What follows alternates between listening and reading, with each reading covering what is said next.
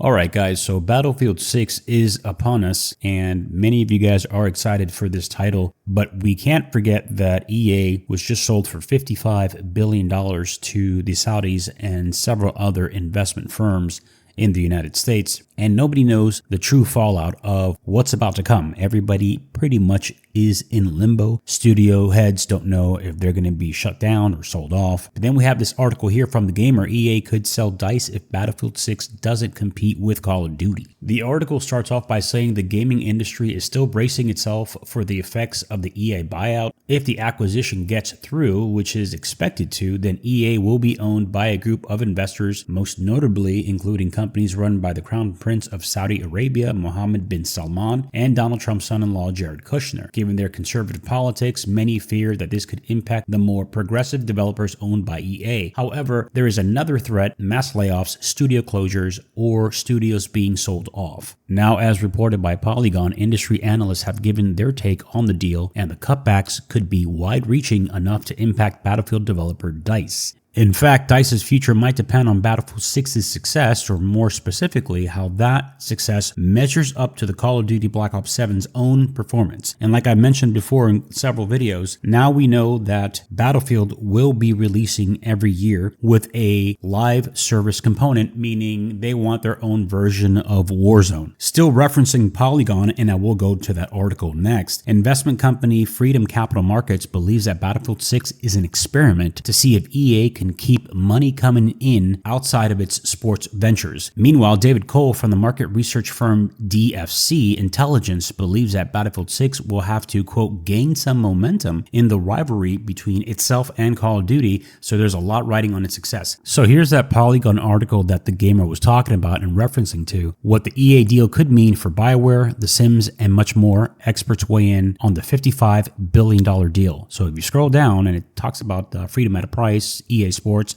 which is their biggest cash cow, by the way. It is sports and mobile. Mobile is the biggest segment in gaming in the world. There's no comparison. And so Apex Legends and Battlefield, this is where I want to bring your attention to. Apex Legends has certainly been a big earner in the past. In 2022, EA reported it generated over $2 billion since launching in 2019. Now remember, since launching in 2019, not annually. And this is what the new buyers and the new investors want. They want annual numbers exceeding this here, $1 to $2 billion a year. That's the only way they can justify that $55 billion buyout. And keep in mind, they're private now. Wilson said that EA was committed to systematic changes to keep Apex Legends competitive in the multiplayer shooter space. It's no guarantee of future stability, though. Cole says the right offer could always persuade EA to offload Apex Legends by itself or Respawn in its entirety. Could you imagine that? Meanwhile, the experts seem to agree that the future of DICE depends on Battlefield 6. Freedom Capital Markets believes EA is treating Battlefield 6 as an experiment and breaking out of its sports-heavy model, an attempt at reaching audience segments it hasn't been able to court for years. So you see, they're already setting the tone, and they're already telling you that what the new investors want,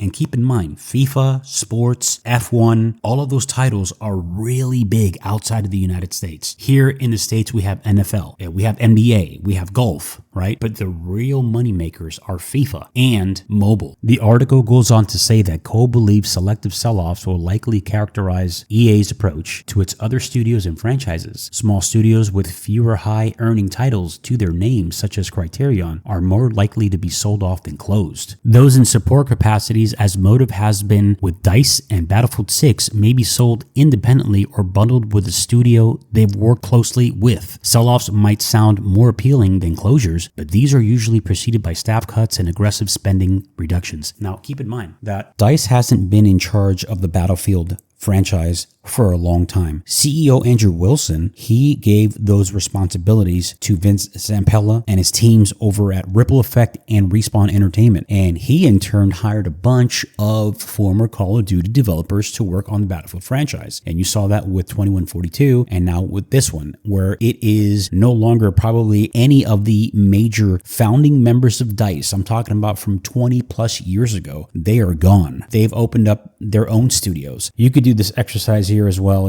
Just go on ChatGPT or Grok, and I asked it, as of your latest data set, list EA's portfolio, but only sports games and their current business model and earnings of those titles. And they gave me a whole slew of information, right? And how EA is really operating as of before the buyout, but now most importantly, you have these Saudis investors who forked up the majority of that cash. And, it shocked me when they actually made it private. And that's actually really interesting. So it is highly likely that the new owners, once this deal is finalized and goes through, they're going to make massive changes to EA, and all of those studios with titles that do not align ideologically with the new owners will be axed. And as far as the Battlefield franchise is concerned, Battlefield no longer makes the money it used to make. And even if they sell 10 million copies at $70, you're talking about $700 million. It's barely breaking $1 billion. And so they're going to want to rely on this franchise. In other words, what I'm saying is that the Battlefield franchise that we know as today will no longer be, like, Battlefield 6 will be the last Battlefield as we know it. EA, under new management, they don't want people